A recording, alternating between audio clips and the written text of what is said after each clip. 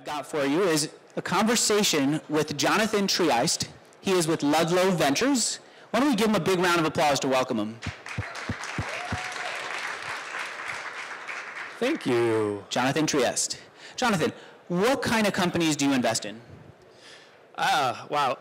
So we invest in any company that's, we have four walls. So we have hardware and software, and then we have consumer and enterprise. So anything that really falls within those four walls, fair game with us. In terms of a stage. Yeah, you have to almost make out with. Sorry, I will make out with this microphone. Yes. In terms of the stage, generally, a strong team that's already solidified and some sort of product that we can play with, even if it's in its infancy. Just show us something. Not a video of a product that's coming, not a team with an idea. You want something that you can play with, touch, use, etc. Yeah, for the most part. If it's an exceptional idea with a team that we know well or has a solid track record. Can you give me an example of a typical investment? Sure. A typical investment would look, in terms of team size, scope, everything. Just one example of a company you're especially proud of, or that illustrates the kind of investments you make. There's a really cool company we invested in recently called Sprig. Has anyone heard or tried Sprig here before?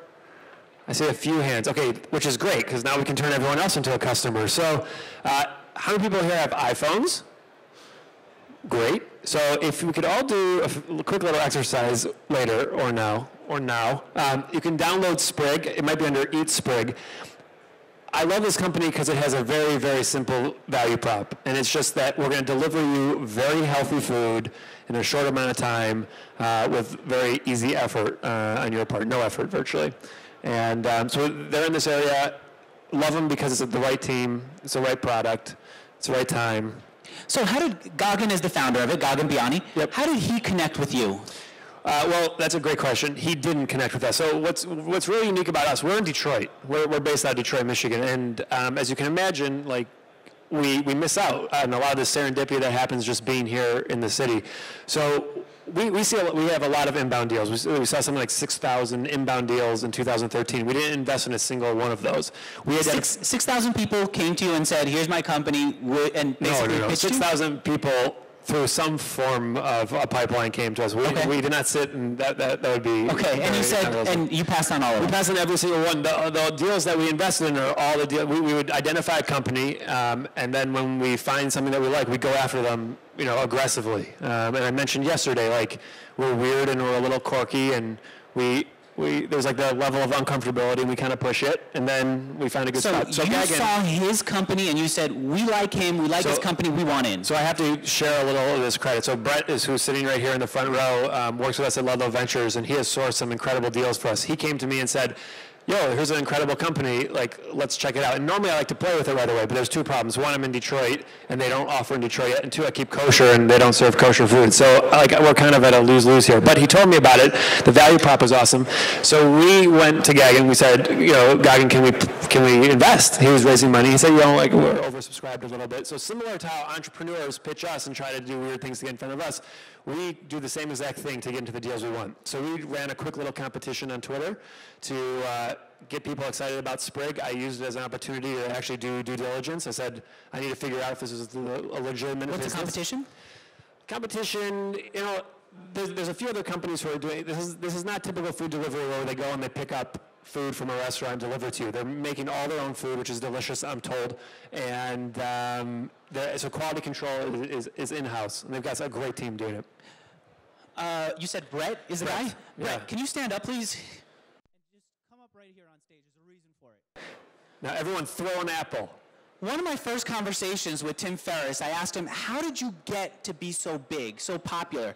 And he said, I went to events, and when everyone else was talking to celebrity, when everyone else was talking to the investor, I would go to the guy who really made the decisions, who everyone was ignoring.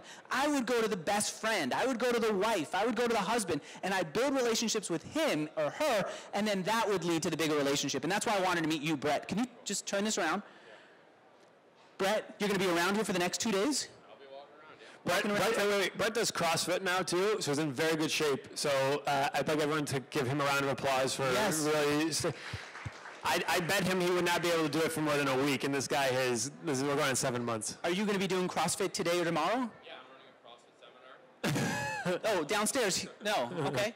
You're not doing it at all for the next couple of days. All right. Brett's great. Become good friends with Brett. When you walk around, what are you looking for as you get to meet people? Oh, sorry. I'll bring it back to us, but if Brett, I'm going to get in trouble the for guy. stealing the FaceTime from Jonathon. Take as much as you want. I'm looking for friendly people who are easy to talk to. That's the number one thing. So anytime I feel like a forced situation or pressure coming from an entrepreneur, like their life depends on it, it makes me very uncomfortable. It makes the whole interaction uncomfortable. So be as casual and calm and cool. I know that's hard to do, obviously, because there's kind of social norms set up in this. But other than that, I look for companies that resonate with what I think is cool and what Jonathon thinks is cool and what I think people in my life could use. So a lot of the times I relate back to my personal experiences and people I know. So the more you can kind of distill it down into how this is going to actually affect me or people I know or even a persona like your mom or dad. Sorry. Who do you know here who's like a really good friend of yours at the event? That's a good question. So we have a lot of portfolio companies here, actually. So there's guys from Lob, they're in the demo pit. A company called Squiggle, they're in the demo pit. And so we're really close with those guys. So another good way to kind of figure out who to connect with is talk to the people next to you if you're demoing in a booth or something and see if they have investors that they know and get to know them and say, can you connect me to your investors? That's a really good way to start building out a network and get warm intros from people who aren't VCs, who have done it before and are right next to you, kind of in the pit. Perfect. Big round of applause for Brett. Thank you, Brett. That was nice of you. He really does not get enough credit. He helps out a ton. We've invested in about 40 companies, 15 in this new fund, of which close to half Brett sourced. So what do you think of the strategies that I just put forward here today, which is to get to know, let's take it away from you and Brett, to get to know the people who are walking around in front, right? It's brilliant. There was a time where there's a gentleman I identified who I wanted to be my mentor, and he just blew me off forever. So he was at a conference and he's married. He has these kids, and they were like driving them crazy So I said, okay, I'm gonna get close with these kids. And so I started playing with them, like throwing balls at them and everything, and then made them love me. So then I could get closer. So it's a great strategy. Great. And then Brett also had one, which is when you're walking around the demo pit, you're not just getting to know the people who are pitching. You can also maybe angel list them and see who their investors are and ask if you can be introduced. Great idea. That works. Yeah. All right. I've asked a lot of friendly questions, and I'm going to get some more questions from the audience, but I got to ask you this challenging one. You good with it? I'm great with it. All right. Anne-Marie here, Anne-Marie Ward, is from Mixergy, and she helps me research guests. Oh, this was her fault? This is her fault. I said, I don't know Jonathon yet. It's a great question. I'm ready for it. All right. I don't know Jonathon. She says, I'll look into him. We looked into your background. You're a photographer, and you weren't a startup guy, and the money that you're investing is family money. So how can you guide us? So let's back up a second. So, by the way, in all fairness, I was asked beforehand if I was cool with this question. So he's a wonderful, wonderful dear. I like people to think that I have teeth and surprise the guests. All right, So I was a photographer. Actually, that's how I got excited about this, because I was a photographer. I went to University of Michigan, and I would photograph all the Michigan football games. And then eventually I started working for Sports Illustrated for a little bit, and was a terrible sports photographer, awful. It's actually way more difficult and intricate than it seems. Got into design through photography, started a design agency, and when I say agency, I mean I worked for myself and had a few clients, so very modest form of agency. The first fund we had, which was a much smaller and modest form, was out of the dearest generosity of my family, who thankfully had some access and capabilities, and they wanted to see me succeed, and they wanted to see me express my energies and things that I wanted to do. That situation is unique, and I'm entirely grateful and thankful for that. After that, I used that first fund, though, to really learn the ropes, and it was a remarkable leg up for sure. But I had to build a network and I had to build a brand, and then thankfully, we were able to do that and leverage that to now raise a second fund and really break into new territory. But certainly gave me a head start, and I'm very, very thankful for that. Okay. What's the biggest thing that you contribute to a startup that you invest in besides the money? So we have a unique thing. So actually, this should just be called interview Brett Day, because I listen to him on the phone often. A lot of times companies will email me or try to get a hold of me, and I will push them to Brett, kind of as the gatekeeper. And I hear him often say that VC is, or at least the way we view it, is a customer service business. And our customers are the entrepreneurs that we're funding. We really do whatever our entrepreneurs want us to do. And if that's test product, that's help them on UI, UX, which is what we have a little bit more background in. If it's just in introducing them to our networks, whatever the case may be, we really try to go to war for all of them. Okay, let's take some questions from the audience. Who here has a question that I saw your hand just jump right up? That's a lot of guts. I'm going to hold on to the mic just to be able to lean into it. Yeah, so I am a huge fan of yours. I got to kind of just see you backstage yesterday. Can you hear me? Now I can. Okay, great. So I know that team is a really important aspect, and when you mentioned kind of the UI, UX, that's where I feel like I need the most connection. I have a back-end developer, I'm the business guy, but I work with photographers and artists, and so I really think that to lead with design is very critical, and so that's kind of the piece that's missing on my team. And so a big reason why I'm here is to get kind of plugged into that, and if you have any resource or connectivity, I would really appreciate that. Yeah, so you're certainly not alone. Everyone struggles with finding developers, especially out of this little hotbed here in San Francisco. Like in Detroit, if you're a developer, you can kind of choose your own, destiny.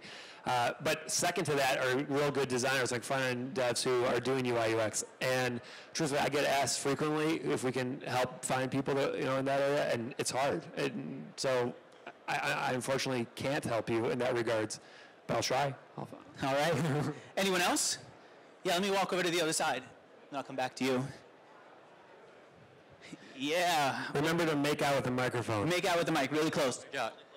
Hi, so my name's Thomas. I'm from Find My Song. And we launched pretty recently. And so I was wondering what kind of factors you balance traction against when you're looking at a company for investment. Yeah, so for instance, do you balance how much traction they have against how much their marketing budget was, or how recently they were? What kinds of things do you balance against? Can you just do a quick repeat? It's hard for me to hear up here. Can you say it again? Yeah, so I was wondering what factors you balance traction, the value of a company's traction against. So for instance, maybe how big the marketing budget was or how recently they launched when you're looking to invest in a company. Yeah, that's a great question. Okay. A lot of the companies that we've invested in recently are showing real organic traffic and traction. Before there was even a lot of companies, I love to see some sort of movement organically before there's a paid dollar in advertising. Now that's not always possible, obviously, but so in terms of that measurement utility, I like to see organically what happens. I really love products that just grow and grow. All right, I saw a question right here. Let me come over. I'll hold it to make sure we get it right. Yeah. So what's the best way to get in contact with you guys? I know, do you find your people organically to search them on the internet, or do you have the guys email you? What's the best way to get in contact with your founders? I'm sorry. I'm so sorry. The best way to get in touch with the founders of his firm? Or the entrepreneurs that he invested in? He's asking for the best way to get in touch with the entrepreneurs you've invested in. Yeah, most of those people have very public profiles and emails, and a good rule of thumb is founders at company name is generally a good way to get a hold of the founders at that company's name. All right. But if there's one specifically, let me know. That's right in front of you. Yeah, for sure. Hey, by the way, we at Mixergy, because we interview so many entrepreneurs and have to recruit them, we have this little tool that we use to find people's email addresses. Is that something you guys want? Does anyone want it? Raise your hand if you do. All right, we can get that together. Talk to Anne-Marie or to me, and we'll give it to you individually, but we should find a way to hand it out to more people. I'm going to do some research on Anne-Marie now. Interview her. Yeah, what's your question? Yeah, I'm originally from the Metro Detroit area, so it's good to hear you went to U of M. Go Blue. Yeah. Where are you from? Bloomfield Hills. Oh, great. Yeah. But I was curious because I don't think it's a surprise that Detroit has been undergoing all kinds of serious social, economical problems, over the past 30 years or so. And I'm just curious from your perspective how it's been, in terms of fostering a startup community and how it's been dealing with the situation there. It's not easy, you know, so the media focuses on two aspects of Detroit, as you well know. One, just like pure ruin porn, which is just like the most dilapidated buildings in the world, which I understand it's interesting to look at, and it's in some cases weirdly beautiful. And on the other hand, it's a story of like this up-and-coming town, the underdog. So I believe that the reality is somewhere in the middle. So we actually moved down our offices downtown Detroit to be a part of this thing that you're discussing. And when you're there, for any extended period of time, you really feel this momentum building, and certainly over the past few years since we've been there, there's been significant growth. The problem is when you leave and you have the perspective of like, oh my God, we're in San Francisco now, and every other corner is like, oh, I've heard of that company and that company. So you have to completely put it in a vacuum and remove any comparison. But in a vacuum, Detroit is really growing. It really is. And there are some big people behind it, most namely Dan Gilbert, who I don't know if any of you are familiar with. He's the founder of Quicken Loans. He's pouring money into the city. And we're the great beneficiaries of his work and efforts too. All right, how about two more? Yeah, what's up? Yeah, I just had a question about companies that leverage software development firms. Do you stay away from that, or do you like it totally built all by the team, or do you think that actually brings up the quality of the work, and if the team's working together, it's better? I don't want to say never, but well, to this point, we've never invested in a company who's outsourced their development work to a third party, and I don't want to say never, but never. No, I mean, it's just a problem. Obviously, if the team's not building themselves, anything from scalability to quality control, just out of hand. Hi, my name is Arif, and Anne-Marie stopped me on my way to get lunch, and she actually said, hey, you should come up and see Andrew Warner. He's up here doing interviews. And I'm wondering, how much does context play into the decisions that you make to invest? Because had she not stopped me, I wouldn't have come up here and realized that you were doing these interviews. So I think context plays a big role in how we interconnect and make decisions, and I'm wondering how much does context play in your decision making? A huge amount, like any human interaction. I mean, I'll give you an example. There's a company that we invested in. I'm glad you came up here, by the way. Thanks for coming. Can we give him a round of applause? Yeah. What was his name? You didn't ask his name. What was your name? Arif. Okay. So context is huge. There was a company that we invested in recently, and I thought the company has a lot of potential, so I introduced it to another venture capital firm, and they passed on it right away, and I was kind of disappointed. Literally 2 weeks passed. I just sent it again and said, I don't know which way the wind was blowing that day, but just take a peek if you have a chance. And it turned into like something very, very positive. So that was the long answer. The short answer is an enormous amount. Let me ask you this. We've pointed out something that I do a lot, and Anne-Marie does. We do at Mixergy. We promote. It wasn't enough for Anne-Marie. I didn't even ask her to do it. It wasn't enough for her to see that we got this room, that now we'll get an audience. She had to go and recruit people actively. Are you looking for another job? So the thing I hear, though, is a lot of bloggers seem to say, if the product is good, you shouldn't have to promote it. And a lot of entrepreneurs feel, if I promote, I'm telling the world that my product isn't good. So what do you think about that? Well, I'm big into promotion. I mean, initially everyone needs to promote it somehow, and it doesn't have to be on a huge soapbox. It could be just like let one person try it and let them tell their friends and leverage some referral network. But I have yet to see any successful product or company come without any promotion. You did so I had Goggin over to my house the other day, and a friend of mine said, what do you do? Goggin pulled out his phone. He said, what you did? He said, do you have a phone too? I pulled out his iPhone. He said, here, install it, and you can see it. And so Goggin did it to one person in my house. You did it here to maybe 24 people installed it. In a year, you might be able to get 2,000 installations. A good Facebook app will do that in a week, so what's the point? Well, repeat customers in this particular instance. I mean, this isn't a social network. This is something that's generating revenue from day one, has an actual product. So I think that when we turn these 30, 40 installs, right guys? 30, 40 at least installs minimally of each sprig. If that turns into 5, 6 customers, and then those 5, 6 customers become evangelists and push it out to their networks, and then they start ordering 2, 3, 4 times a week. Those are some real significant numbers. I see. I really admire the hell out of you for doing that. Mark Suster said that his investors, back when he was an entrepreneur, just wouldn't support him that way, and he always wanted to do that. And I look at you, and you're not just promoting your entrepreneur, you're saying install this freaking app right here. But he's one of my idols as well, so I'm a very big fan of Mr. Suster. All right, do we have this room Do we have another event coming here? There's a break for 20 minutes. This room will be empty.